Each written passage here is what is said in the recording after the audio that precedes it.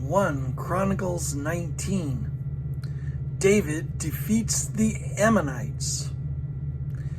In the course of time, Nahash, king of the Ammonites, died, and his son succeeded him as king. David thought, I will show kindness to Hanun, son of Nahash, because his father showed kindness to me. So David sent a delegation to express his sympathy to Hanun concerning his father.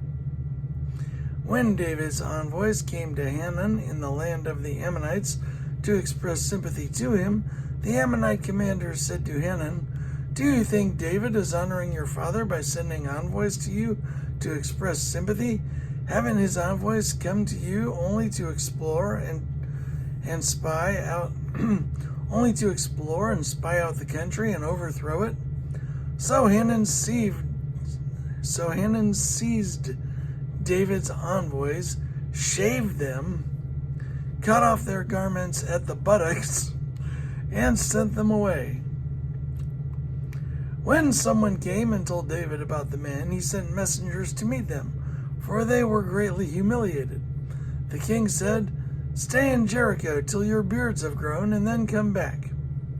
When the Ammonites realized that they had become obnoxious to David, Hanun and the Ammonites sent 1,000 talents of silver to hire chariots and charioteers from Aram Naharaim, Aram Maach, and Aram Maacah, and Zobah.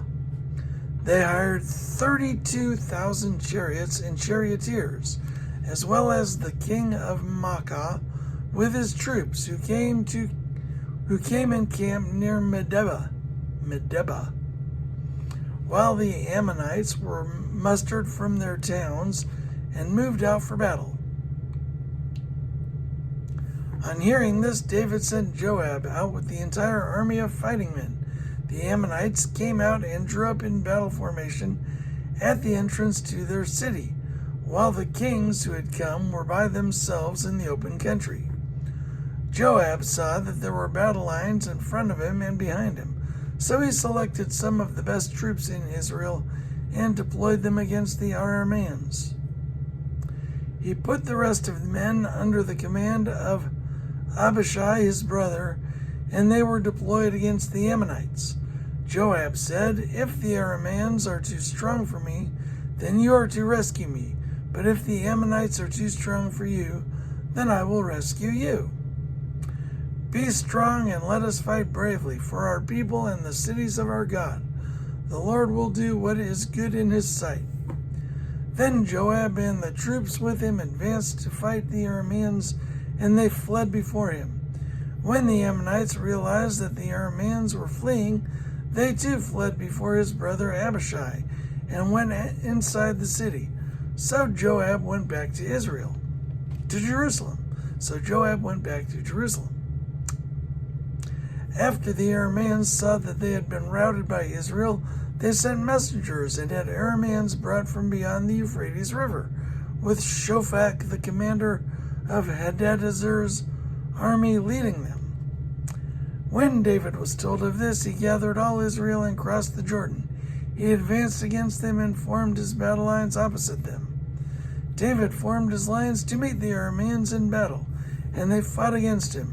But they fled before Israel, and David killed 7,000 of their charioteers and 40,000 of their foot soldiers. He also killed Shophak, the commander of their army. When the vassals of Hadadezer saw that they had been routed by Israel, they made peace with David and became subject to him.